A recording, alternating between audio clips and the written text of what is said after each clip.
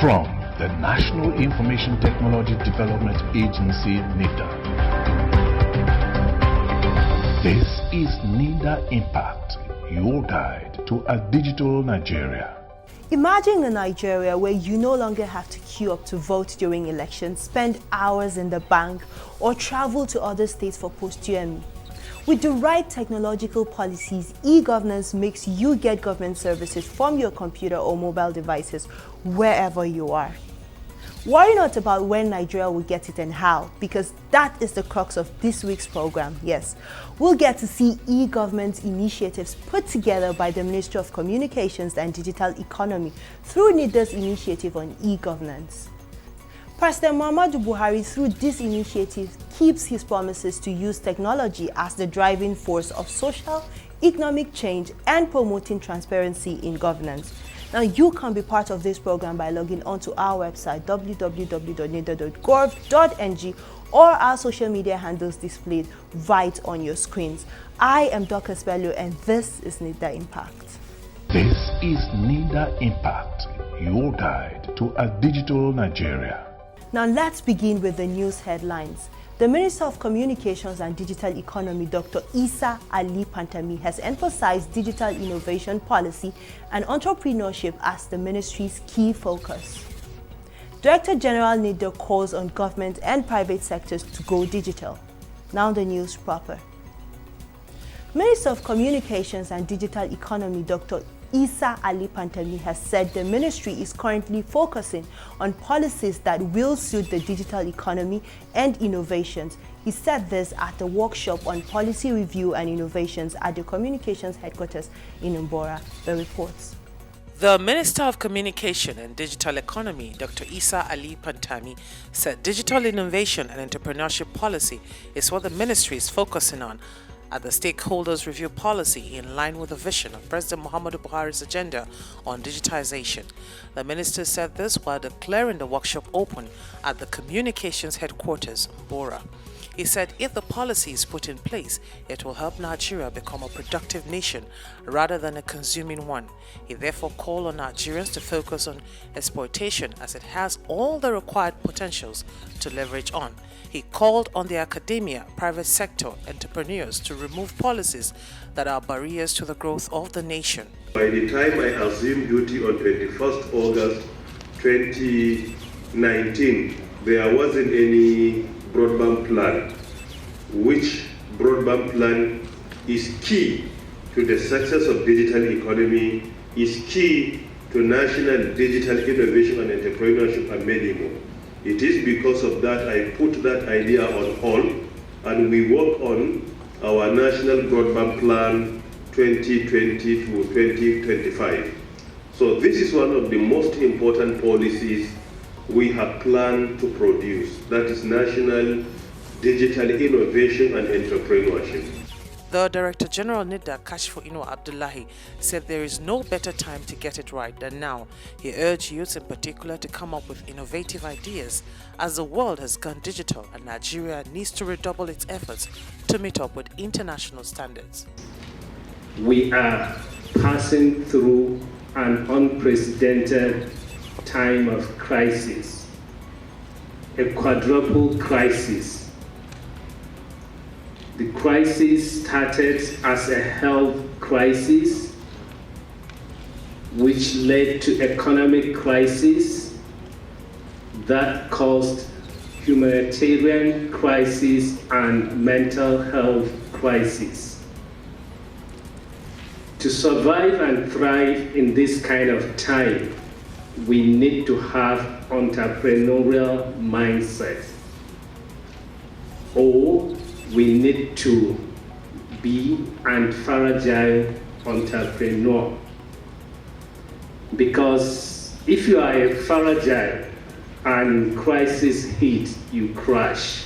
The Director General NITDA, Malam Kashifu Inu Abdullahi, hosts a team from Shippers Council. At the meeting, Abdullahi emphasized the need for a fully digitized government inclusive for all the private sector. The reports. The Director General NITDA, Kashifu Inua Abdullahi, said there is need for digitization and innovation both for government entrepreneurs, and private sectors if the council is to thrive successfully. Kashifu stressed the need for all to make hay while the sun shines in order to be at the helm of affairs. He made the call when he receives the team from Shippers Council led by the Executive Secretary Hassan Bello. He said organizations such as the Shippers Council, which has other neighboring countries depending on it, is supposed to lead the digitization trend. He therefore urged Shippers Council to work with the mindset of an entrepreneur and pledge rapid intervention. By setting your vision, it will help you to, your vision is where you want to be, where you envisage you to see yourself in future. Then your mission is what you do on daily basis to help you achieve your vision. So before you even do that, you need to do like gap analysis, design where you want to be, then do the baseline assessment of where you are today, then identify the gaps, what do you need to put in place to help you take you to where you want to be. So this will help you to even identify the capabilities you need in terms of the people you need, the technology you need, the kind of processes you need to put in place to help you move from where you are to where you want to go. The Executive Secretary Shippers Council, Mr. Hassan Bello, in his response, complained that 5 hours is taken on investigating a container. He added that 90% of goods come through the seaport, hence the need for rapid response from NITDA to save the time spent on investigating a particular container by the organization and for them to compete favorably with its counterparts. He further thanked Director General NITDA for its prompt response on inaugurating a committee to carry out the assignment. Yes, we have many rivers, we have estuaries. We are geographically the center of the world. So by that, we ought to dominate the trade. That means we ought to have bigger ships coming to Nigeria and then we distribute it to others. With our ports have problem with technology. They have defied the use of technology, but we have insisted that technology is the solution. We need a contactless port. We need a port that one can stay outside and transact business without really going to have physical presence. You're still watching NITDA Impact. We will go on a quick break, but when we come back, quick tips on Wi-Fi security is next. Stay tuned.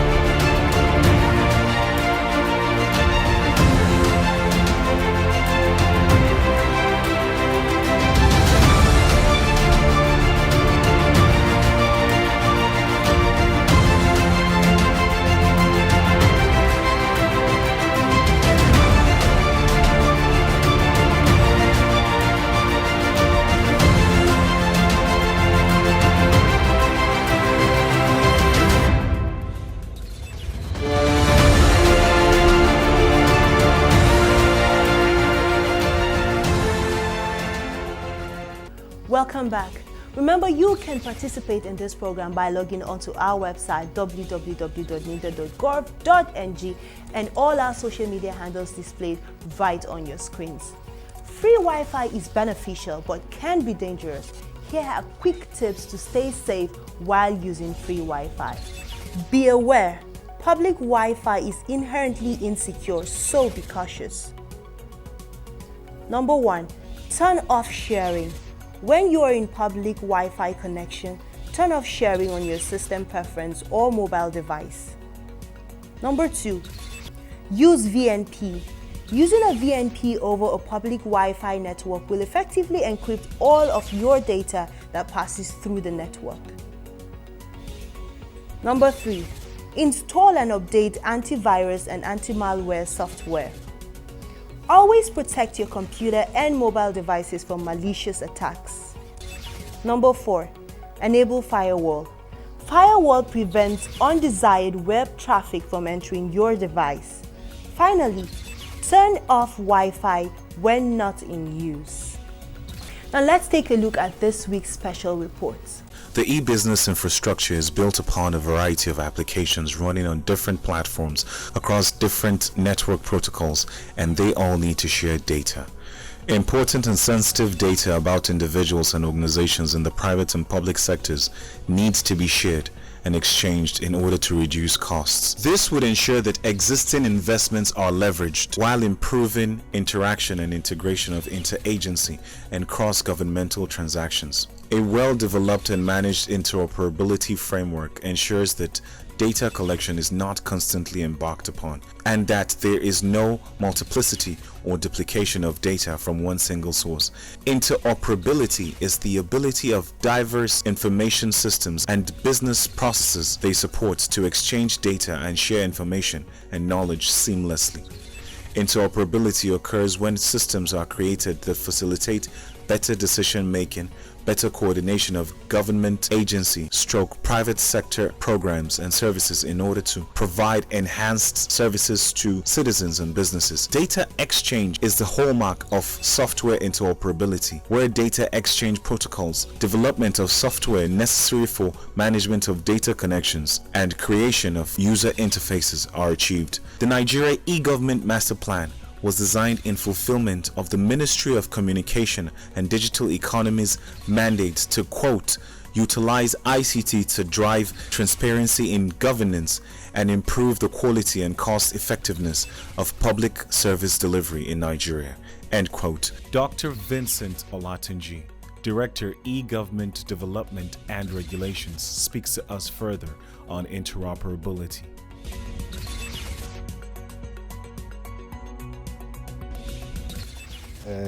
We're all aware of the fact that we work with the KOICA, that's Korean Agency for International Cooperation, to develop a national e-government master plan for Nigeria.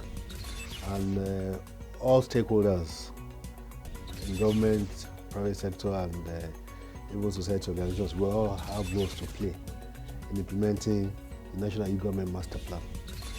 And we're all aware that we have a national digital economic policy and strategy mainstreamed by the Honorable Minister of Communications and Digital Economy. Now, in an attempt to implement these two major documents, there is need for MDAs to speak the same language, be able to exchange information, exchange data. But it's clear that we deploy different solutions, and if your solution in a ministry cannot talk to what another ministry has deployed, there's no way you can do seamless data and information exchange. So the whole essence of interoperability framework is for us to have a standard, a guideline, a kind of a guide to deploying to the deployment of solutions, to development of technologies, whereby data information from one government organization can talk to the same other.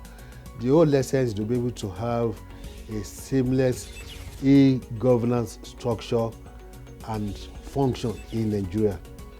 Now, we are talking of one whole government, that is one single government, that is open governance for people to be able to access government services, to enhance government digital service delivery, to be delivered by all MDAs.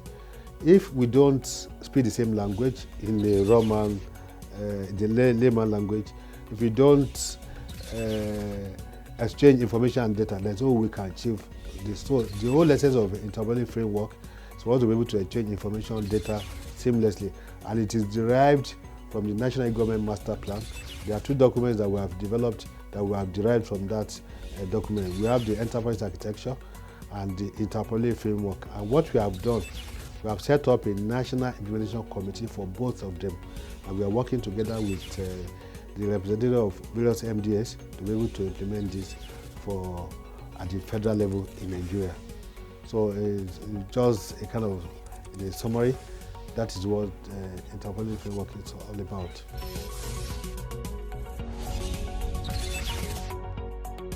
As I mentioned before, we have a national implementation committee for us to be able to properly understand what or the situation of things in each of the MDAs.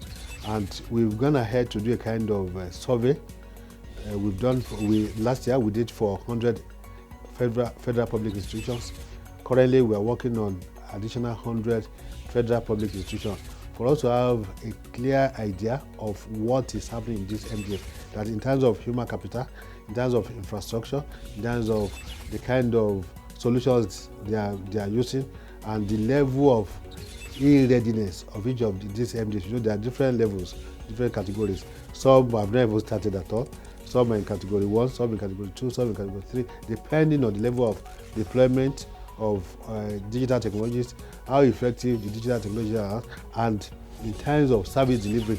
So these are different levels, which we try to measure through the survey that we've carried out. Now, having received the feedback from the first set of 100 MDAs, we are going ahead now to offer personalized advisory services on the digitalization process for these MDAs, because part of our mandate as an agency is to offer advisory services. First, we regulate and develop ICT in Nigeria. We implement the national IT policy.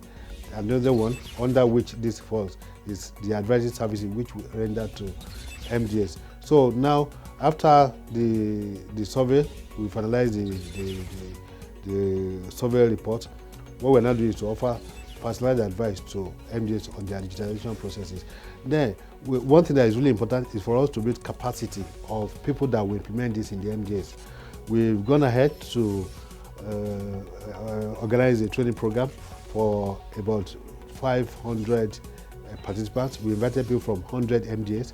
We had people representing 89 MDAs. We were able to train 442 digital transformation technical working group members from different MDAs, because in building capacity we need to identify people that can work with us in the various MDAs. That was why we set up the digital transformation technical working group in each of the MDAs. They are the ones that we're working with now in building capacity, in assessing their readiness, in looking at the kind of solutions they are deploying, in rendering personalized advice services, especially on the digitalization process. So that is the level we are now, but the feedback we are getting from the MDAs is that they are all ready now, and even we are going further to even suggest appropriate budgetary allocation. Well, it will not be too appropriate, but at least to move from where we are now a step ahead for government to effectively fund this digital transformation technical working group and the kind of solutions, the kind of infrastructure, the human capital development of people that will work in driving this agenda in the MDAs.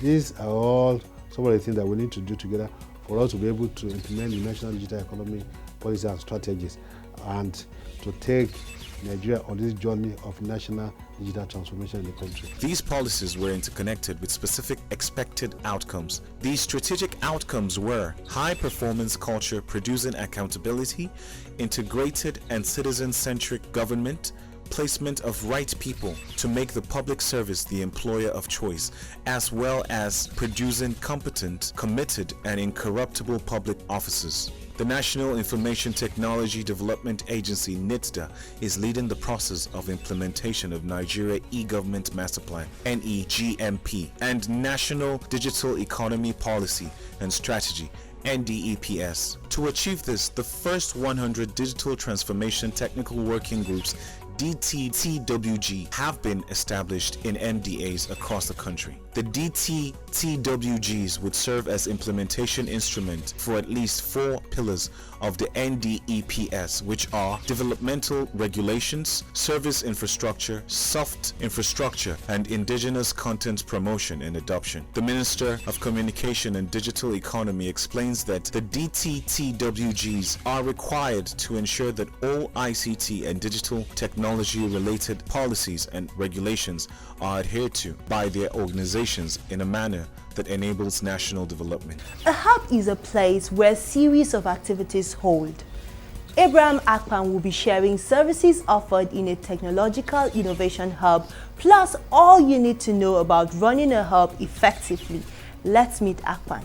My name is Abraham Akpan. I'm the Executive Director of Akure Tech Hub right here in Akure, Ondo State. So Akure Tech Hub is a safe space for people, and it's what we call a tripartite hub. That means basically the private sector, the academia, and also the state government coming together to actually put this space together. So like I said, it's to create a safe space for young people, for innovators. So the services that the hub offers is we offer the regular co-working space, incubation, acceleration. We also do community engagement and also hackathons for innovators across the state, and we also have reach across other southern states in Nigeria. What makes the hub very unique in its makeup is the fact that we are in the epicenter for innovation. Like it's also been said through research that the university is the space for innovation, and we are right here in the epicenter for innovation. So it allows these young people to be able to walk onto this space and have access to the different services that is being offered. It's also creating that safe space whereby no matter who you are. So for example, we have 3 communities that residents in the space. We have the business community, we also have the tech community, and we also have the creative community. So no matter who you are, no matter where you are, you'll always find expression in our space. What makes this the hub very unique also is the fact that we offer a wide range of services for people, and it's a very fully subsidized space. So you have access to internet, workspaces, business support services, back-end support. But the unique thing I would like to say about the hub is the fact that you can come and you feel safe. You can come and you feel at home. And we also run for 24 hours, basically. The challenge is, just like every other hub, one of the biggest challenges that anybody will tell you that running this space is the fact that you always have issues when it comes to optimal funding for your startup, because we have a lot of young people who come into the space and they have a lot of amazing ideas, but that ability to be able to fund their enterprise is always our biggest challenge. So one of the things that we like to do is to work our way around those systems. We cannot be able to support as many startups as possible, and so that's, I think, basically one of the major challenges. But other challenges, and we move on. So we have challenges when it comes to internet services. We also have challenges when it comes to power. So we have to look for alternative means to be able to power the system, because as you know, a hub needs to provide internet services as basic power in that sense. But we're trying our best to be able to work our way through and to be able to deliver quality services. So in collaboration with NITDA and OIE, which is a subsidiary of NITDA, we collaborated with them to host the Southwest finals of the Future Hack. It was also exciting to see that young people from these various states in the Southwest were able to come right here to be able to hack solution. The experience was very, very exciting, because after the program, we're able to gather feedback from these startups who have been doing things in their various silos, but the platform provided them the opportunity to be able to be heard. And if it's something that I believe that this NITDA has been able to do through this program, is that it provides these young people the opportunity, like I've said, for their voice to be heard, and which is the biggest thing. Give people the platform to know that whatever they are working on, whether big, small, it has the ability to affect the lives of people.